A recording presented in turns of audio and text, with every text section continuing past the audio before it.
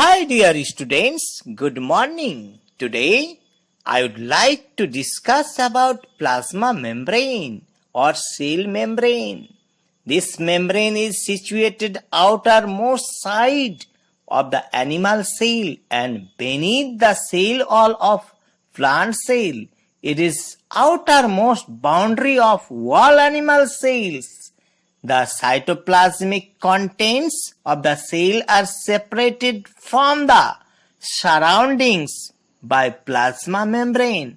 Robertson 1959 proposed that plasma membrane is three-layered structure, that is protein, lipid, protein. Proteins in the plasma membrane are of three types, that is structural protein, enzyme and carrier proteins. Let us see the structure of lipid within plasma membrane. The main lipid component of the plasma membrane are phospholipid, cholesterol, fatty acid, etc. The lipid of plasma membrane, which contain polar hydrophilic head and non-polar hydrophobic tails.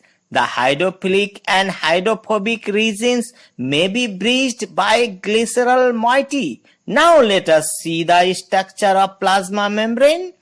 For this, various models have been proposed to explain the structural and biological features of plasma membrane.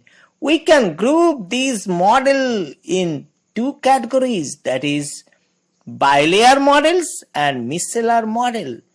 So please see the photographs of bilayer model, that is Danieli and Dobson model. This model was proposed by Danieli and Dobson in 1925. According to them, plasma membrane consists of three layers. A middle double layer of phospholipid model and two protein layers are either side of it.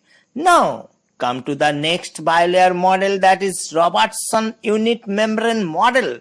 Robertson supported this model and gave the concept of unit membrane. According to him, the plasma membrane is made up of outer proteinous layer of 20 angstrom thick, middle bilayer of lipid 35 angstrom thick and inner proteinous layer of 20 angstrom thick. Now I would like to discuss about fluid mosaic model. On the basis of above observation, Singer and Nicholson 1972 have proposed this fluid mosaic model. It explains all the properties of plasma membrane.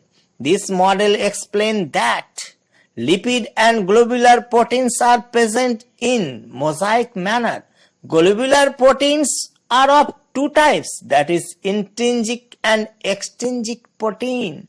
Besides protein and lipid, the oligosaccharides are also held together in the plasma membrane. Now let us see the micellar model. This model was proposed by Hiller and Hoffman in 1963. According to them, the plasma membrane is composed of globular subunits. Now let us see the function of plasma membrane.